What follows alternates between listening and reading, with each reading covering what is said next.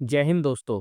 आज की इस वीडियो में हम जानेंगे अमेरिका के कॉमर्स सेक्रेटरी हावर्ड लुटनिक का भारत पर निशाना, नेपाल के जेनजी ग्रुप की अंतरिम प्रधानमंत्री से अनोखी मांगे, अमेरिका के डलास में हुए भारतीय नागरिक की बेरहमी से हत्या पर ट्रंप का रिएक्शन, भारत पाकिस्तान मैच खत्म होने के बावजूद भी क्यों सुर्खियों में है, अमेरिका और चीन के बीच हुए ट्रेड डील और सबसे जरूरी भारत अमेरिका के बीच होने वाली फाइनल ट्रेड टॉक्स। दोस्तों, ये सभी अहम जियोपॉलिटिकल अपडेट है जो आपको मेन स्ट्रीम मीडिया में शायद ही देखने को मिले, इसलिए वीडियो को बिल्कुल भी स्किप ना करें और अंत तक जरूर देखें। सबसे पहले बात करते हैं अमेरिका के कॉमर्स सेक्रेटरी हावर्ड लुटनिक की।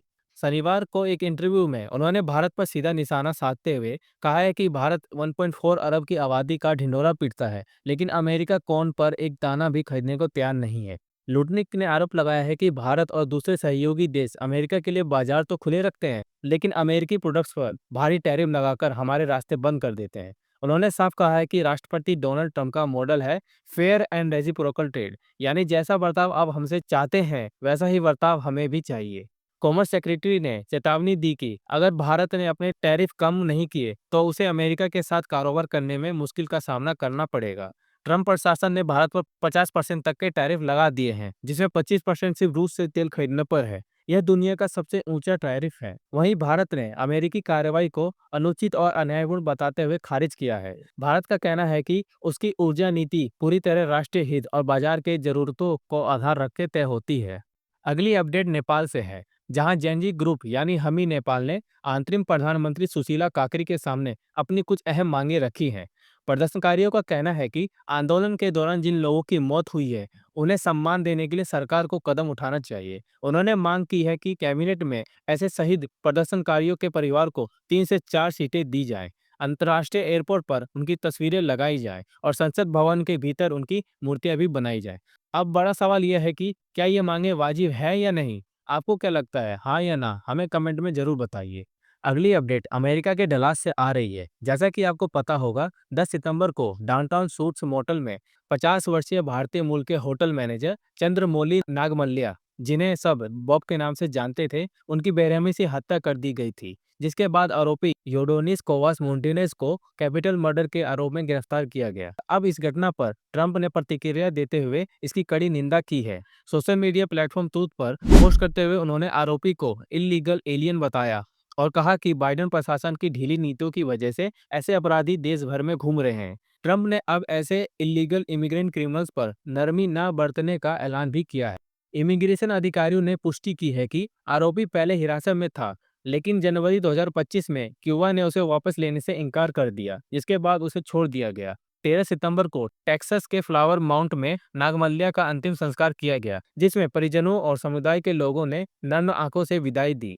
उनकी मदद के लिए शुरू किए गए फंडराइजर में अब तक $3.25 लाख से ज्यादा इकट्ठा हो चुका है। इस घटना ने अमेरिका में एक बार फिर से इमिग्रेशन पॉलिसी और डिपोर्टेशन के मुद्दे पर बहस छेड़ दी है। अगली अपडेट भारत पाकिस्तान मैच से है। दोस्तों, बीते रविवार भारत और पाकिस्तान के बीच हुए मुकाबला एक बार फिर से सुर्खियों में है। मैच खत्म होने के बाद जहां आमतौर पर दोनों टीमों के खिलाड़ियों के बीच औपचारिक हैंडशेक देखा जाता है, इस बार वो नजारा भारत की तरफ से नजर नहीं आया। दरअसल पहलगाम अटैक हमले के बाद देश भर में पाकिस्तान को लेकर गुस्सा चरम पर है। यही वजह रही कि आधे से ज्यादा भारतीय फैंस ने इस मैच का बाइकआउट करने का फैसला लिया। यहां तक कि बीसीसीआई को भी इस मुकाबले का बाइकआउट करने को कहा, लेकिन आईसीसी के शेड्यूल के चलते यह मैच खेला गया। इस पूरे घटनाक्रम ने खेल से इतर भारत पाकिस्तान रिश्तों पर चल रही टेंशन को एक बार फिर से उजागर कर दिया है। वैसे मैंने भी इस मैच को देखना बिल्कुल उचित नहीं समझा। आपका इसके ऊपर क्या कहना है, कमेंट में बताएं। अगली अपडेट अमेरिका और चीन की ट्रेड बातचीत को लेकर है। अमेरिका के राष्ट्रपति ट्रंप ने टिकटॉक के भविष्य को लेकर बड़ा संकेत दिया है। उन्होंने कहा है कि वाशिंगटन और बीजिंग के बीच चल रही ट्रेड बातचीत में अहम प्रगति हुई है और एक डील लगभग तय हो चुकी है। ट्रंप ने ट्रूथ सोशल पर पोस्ट करके ये जानकारी दी है कि यूरोप में अमेरिका और चीन की बड़ी ट्रेड मीटिंग बहुत अच्छी रही और यह बहुत जल्दी खत्म होने वाली है। एक ऐसे कंपनी को लेकर भी समझौता हुआ जिसे अमेरिका के युवा बचाना चाहते थे, वे बहुत खुश होंगे। राष्ट्रपति ट्रंप ने यह भी कहा है कि इस हफ्ते वे चीन के राष्ट्रपति शी जिनपिंग से बात करेंगे और दोनों देशों के रिश्ते अभी भी बहुत मजबूत बने हुए हैं। हालांकि बीजिंग की तरफ से अब तक किसी भी डील की आधिकारिक पुष्टि नहीं हुई है। स्पेन की राजधानी माद्रिद में दोनों देशों के प्रतिनिधियों के बीच यह बैठक हो रही थी, जिसमें अमेरिकी ट्रेजरी सेक्रेटरी स्कॉट बेसेंट और चीन के वाइस प्रीमियर हे लिफेंग शामिल हैं। दोस्तों आपको बता दूं कि अमेरिका चीन ट्रेड रिश्ते इस साल काफी तनावपूर्ण रहे हैं।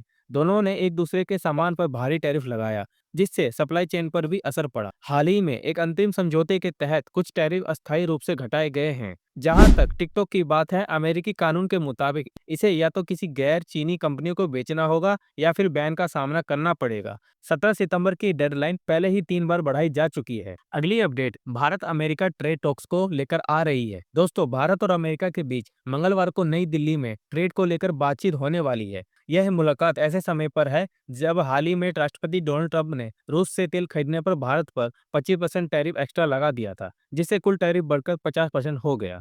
अमेरिकी प्रतिनिधि ब्रैंडन लीच एक दिन के लिए दिल्ली में होंगे और भारतीय पक्ष से राजेश अग्रवाल बातचीत करेंगे। उम्मीद जताई जा रही है कि दोनों देशों के बीच अटकी डील पर अब आगे बढ़ने का रास्ता साफ हो सकता है। डेटा के मुताबिक अगस्त में भारत का अमेरिका को निर्यात घटकर 6.86 अरब डॉलर रह गया, जो जुलाई में 8.01 अरब डॉलर था। कुल निर्यात भी 9 महीने के निचले स्तर पर पहुंच गया है। एक्सपोर्टर्स का कहना है कि अमेरिकी टैरिफ का असली असर अगले महीने देखने को मिलेगा। इसी बीच भारत और चीन की नजदीकियां भी चर्चे में है।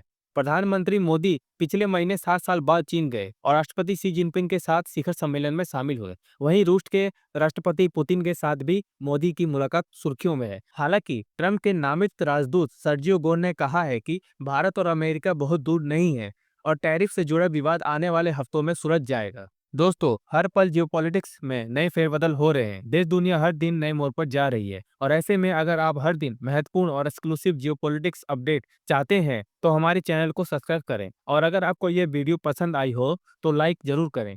मिलते हैं अगली वीडियो में देश दुनिया से जुड़ी और भी अपडेट्स के साथ। तब तक के लिए जय हिंद, जय भारत।